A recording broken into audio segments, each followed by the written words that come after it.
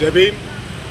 आज 25 डिसेंबर डॉक्टर बाबासाहेब आंबेडकरांनी 25 डिसेंबर 1927 रोजी मनुस्मृतीचं दहन केलं होतं आणि ते दहन यासाठी केलं होतं की त्या मनुस्मृतीमध्ये महिलांना एक वस्तू म्हणून संबोधलेलं आहे आणि मागासवर्गीयांना गुलाम म्हणून संबोधलेलं आहे आणि त्या मनुस्मृतीमुळे इथे चातुर्वर्ण व्यवस्था लागू झाली होती।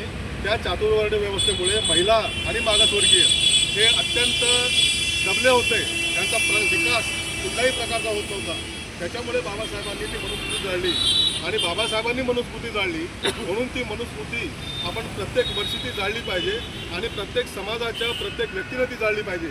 कारण मनुस्मृती जोपर्यंत आहे तोपर्यंत या देशाचा, इथल्या माणसाचा, महिलांचा विकास होणार नाही।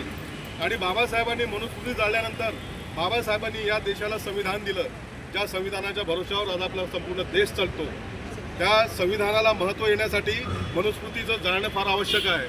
मनुस्मृती जोपर्यंत जिवंत राहील तोपर्यंत हे मनुस्मृतीला मानणारे लोक संविधानाला मानणार नाहीत। त्याच्यामुळे आज आपण या ठिकाणी